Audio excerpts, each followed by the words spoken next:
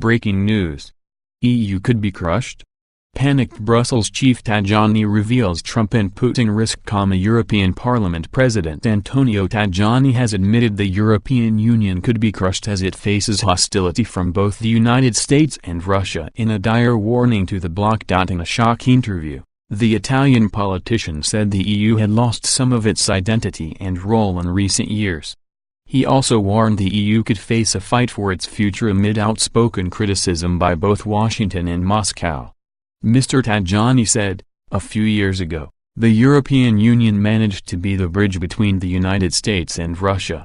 But Europe now runs the risk of following Trump and Putin without having its own identity and role. We need international prestige to avoid being crushed. There is too much desire for dialogue between the US and Russia, and maybe China, and it is something that we cannot accept." The Brussels chief also raised fears about the impact of the migrant crisis on the EU. Speaking to an Italian radio station, Mr. Tajani said the EU needed to stem the flow of migrants from Libya. He added, "This is an issue that can only be solved at a European level. Immigration has greater political implications than the economic crisis because it divides countries and creates social alarm." Italy has seen more than 650,000 migrants reach its shores since 2014, according to official figures. But the numbers have dropped sharply over the past year, with Rome urging Tripoli to reduce the exodus from its shores. Mr. Tajani also fired a warning to Theresa May to clarify the UK's Brexit policy. He said, "They should let us know what they want, as they change their mind every day. It is in their interest to reach an agreement with the EU. They do not have food self-sufficiency and they are missing the opportunity of the big commercial agreements that the EU is signing." His comments come as European Commission President Jean-Claude Juncker prepares for a crunch meeting with Donald Trump. Mr. Juncker hopes his visit to the White House today will help ease escalating tensions with Washington over the EU's trade policy.